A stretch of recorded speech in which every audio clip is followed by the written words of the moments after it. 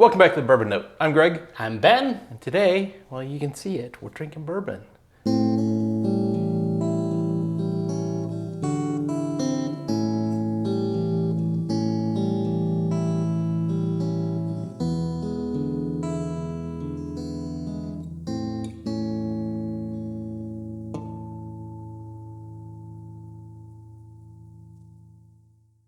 All right, Ben, what's on the bar?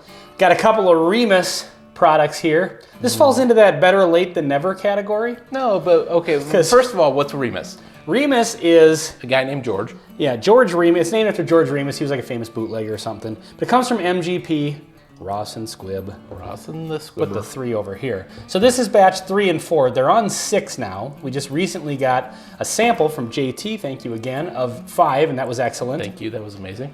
And I was able to pick these up, and so I figured, well, you know, let's still throw a review out there and totally see what happens. So we've got batch 3 and batch 4. There are some stats on here. They are blends, but I'll put a picture of that on the screen instead of trying to read the... Exactly. It's a weird mix of different mash bills, different ages, and all that good stuff. This isn't quite as many as... But just high level, these Actually, are... no, we could read these off because they're pretty short. This one's 77% 2008 bourbon. You lost me already. That's 21% rye, and 23% 2008 bourbon. That's 36% rye. That's over 50%. It's no longer a bourbon. What? Just messing with you. Oh. And then the batch 3 is 12% 2007 bourbon, 78% 2008 bourbon. Both of those are 21% rye, and 10% 2008 bourbon. That's 36% rye. So we're rocking some high rye bangers High rye here. MGP, Yeah. which we happen to be fans of. They both are 100 proof, by the way. Yep. So there's the 3. That's the trois. So I'm going to keep the 3 on the right. That makes sense. We'll go in ascending batch number instead of proof, since they're both the same. Thank you for drawing that distinction. I don't know which cork is which. You did it again. Wait. Is it going to explode if we... Yeah, yes. Bad things happen. I should probably pour some of this one. Oh, you didn't get any. I don't want to yet. do a Penny Walker type Yeah, or review. you pour the wrong one. Yeah. So I've heard, like, everybody raves about the 5, and we really liked it. But and then I've I've also kind of heard heard 3. 3 and 5, like some people argue, this is better, that's better, this is better. So JT was kind enough to give us such a generous sample This that is we... a 4. We have a little bit of 5. Yeah, Is where we're going with that. we may be able to do that. We could do a 3, 4, 5, which adds up to, I don't know. Oh, God, that smells wonderful. That's so rich and bold.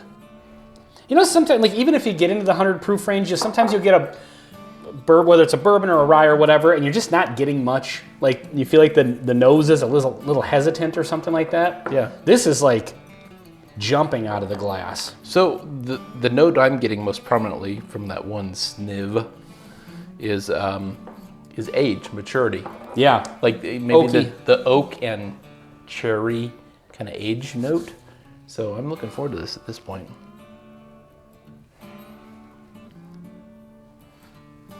I'm gonna tell you, the nose is on between the two of them, I'm not noticing a huge difference. So the 4 that's on my left, definitely more toffee forward. It's kind of like candy sweetness. I was just gonna say there's a different level of sweetness. Candy sweetness on that one. This is more oak forward and complexity. I was gonna say I'm getting the caramel a little more, but toffee is a good. Yeah. It has the standard MGP nose, which is like the caramelized wood sugars. That's what I always associate MGP with. Okay.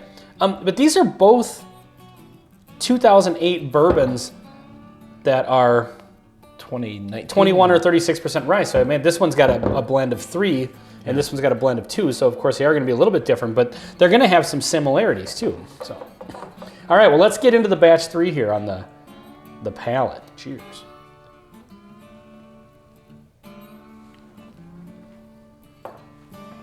Does not disappoint. I might have to go in for another sip because that is way different. So the on flavor, taste. if I were to map out the flavor, it went like this. It like died off and then came back. Do you know that song, The Cat Came Back? Do you remember that? Mm-mm. That was like a preschool, kindergarten kind of thing. It's a sing-along for kids. The cat came back the very next day. Nobody knows that song. Like, it's a staple of. Maybe you went to a weird school. Well, who knows? There it is. There's a little more. That first sip was just a little. It kind of felt a little flat. Like great flavor, but it just wasn't as bold as the nose was. But, yeah, I agree. Like that first note, I had that weird drop off, and I didn't get that the second time. That's really good. Now it's getting, so the first one I said it didn't match up with the nose. Now on the second sip, it's really matching up with the nose. Definitely getting a lot of rice spice, aggressive rice spice that I would say is more than I've noticed in other rye forward whiskeys recently. This one's aggressive. I'm with you on that. I think we said that about the 5 too. It was an aggressive. Yeah, it's got a aggressive Which makes flavor it great. profile. Yeah, which I kind of like, but at the same time I acknowledge it's definitely not going to be for everybody. You know what's interesting is I get the rye is definitely, it's a very high rye, but I'm not getting like those clove and sort of like licorice notes. It's more of just that spice. It's not vanilla. Peppery. Yeah. Yeah, it's just oak and sugar and pepper. Yeah. All right, I really have an idea of what this one tastes like, so I'm moving on to number 4. Get a little water here. Yeah. Make this fair.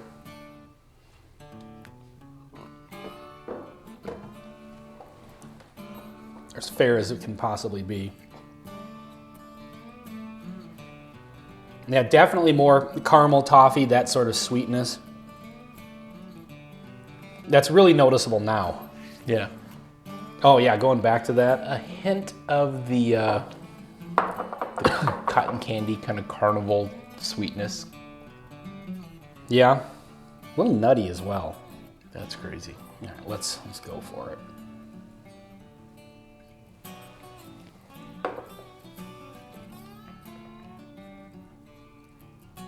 Wow, that's a weird mix of flavors.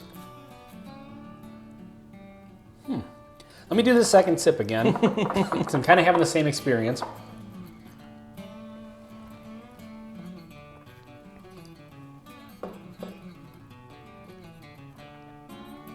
There we go. Huh. Do you want to go or you want me to go? I think I like the 4 a little better. So the 4 is more my flavor profile. It's a little sweeter. A little sweeter. It has a lot of the sweet notes from the cotton candy, the caramel, the toffee kind of notes. Yeah. But it still has the wood spice, but it doesn't have anything in the middle. Like it's a weird, like some of this, some of that. It's a weird blend. I like it, but I definitely would call this a whiskey geek weird. Really? Yeah. See, I'm not getting anything weird from it. I'm just getting a really nice, like... Nothing weird, but it's not your down the middle bourbon. Really? Yeah. I'm kind of getting that from it. I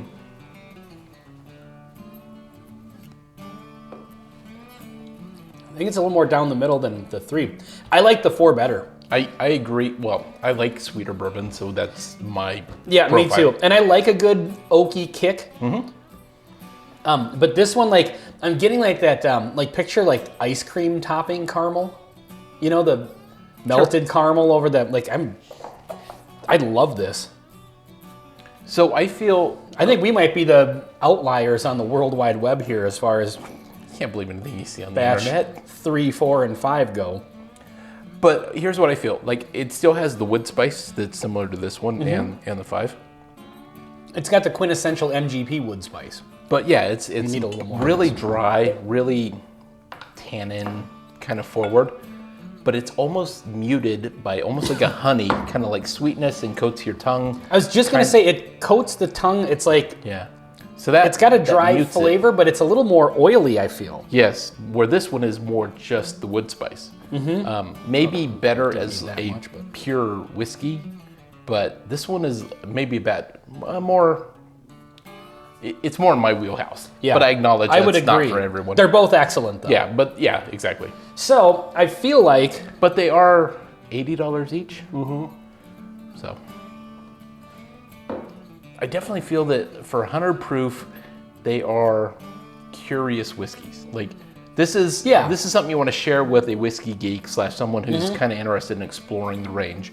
You know, I mean, if you just buy just your average bottle and bond, you can get something much more affordable that is also just more of a traditional bourbon. Right, yeah, whereas these have a little more depth and a little more. Yeah. All right, well, I think we have to bring the 5 out. All right, let's do it. All right, We happen to have just enough room on the bar.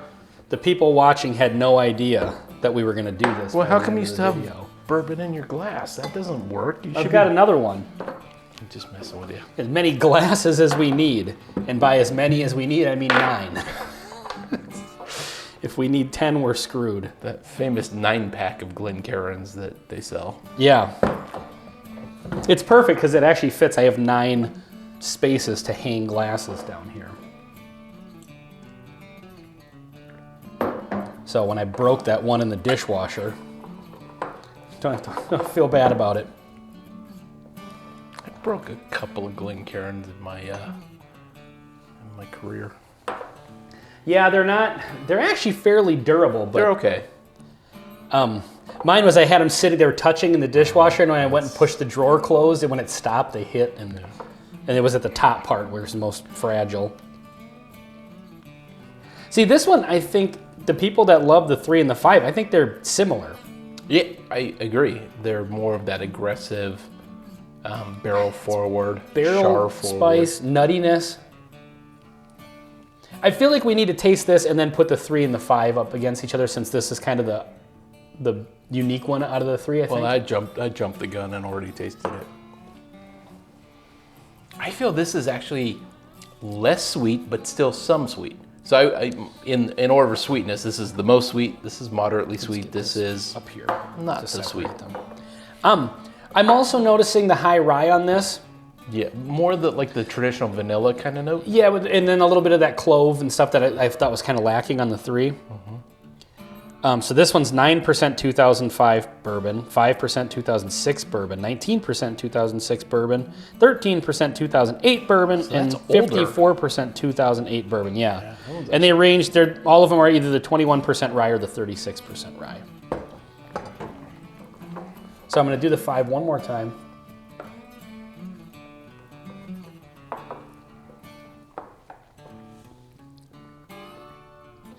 It's a great bourbon, but it's definitely, I just spit a little bit. It's definitely that aggressiveness that I remember is there. And then lastly, number 3.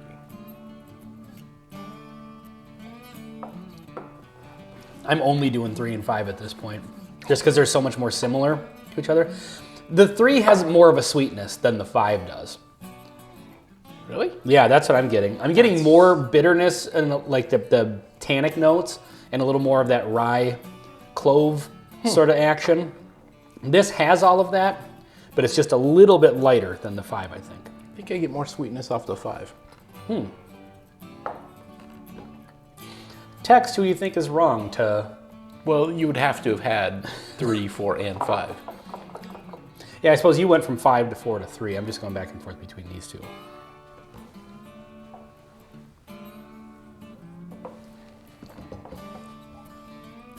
Yeah, these are great.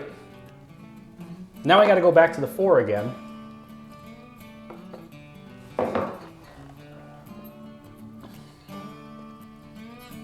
I have a feeling that this 4 is going to be hard to stay away from. Like, I'm not going to be able to make this bottle last very long.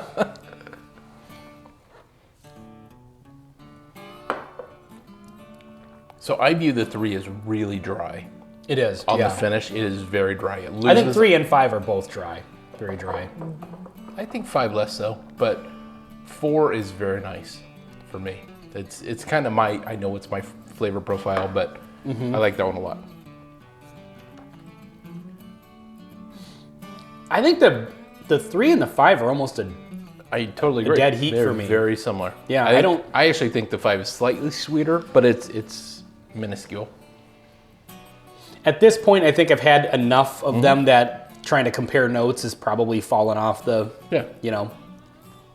out of the way. Now, that is not to say... What's the 345 like? Yeah, that I'm not capable of picking out notes in an exquisite blend.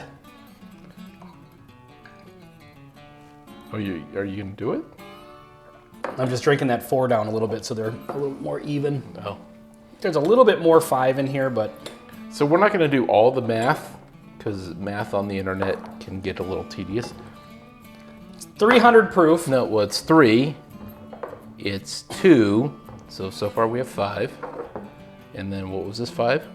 So we're up to 10. This is a 10 10 bourbons. Yeah. So 10 bourbons. Batch 345 is what they call it. Or batch 12. Batch 12. Interesting. Butterscotch. You know what? There you go. You know how I said caramel and then you said toffee, and I was kind of like, yeah, I was leaning towards that kind of sweetness. Butterscotch, that's what I was getting. When I said the ice cream topping, the reason I said that is because it was like caramel, but something slightly different, and it was reminding me of ice cream topping. Butterscotch, that's what I was getting on the 4. Butterscotch. Caramely butterscotchy. All right, get some water here, make the blend fair. I'm going for it. You do you.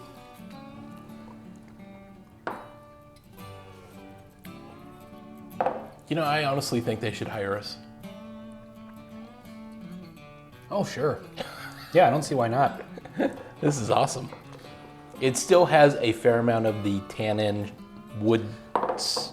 It does. The astringent finish. It feels like it's a little tame though. Like the 4 kind of added some softer edges to the 3 and the 5. I don't think it's perfect, but I mean, 300 proof bourbons are just, they're hard to live with, if I'm honest. We should start a math channel. Yeah, that's really good. So, half 3, half 4, half 5. Perfect blend. Yeah, I like that a lot. So, if you had to put these in an order... They're in an order. Well, in the order that you like them. I think we both agree on the 4 probably is first place. I honestly think 3 is my last place.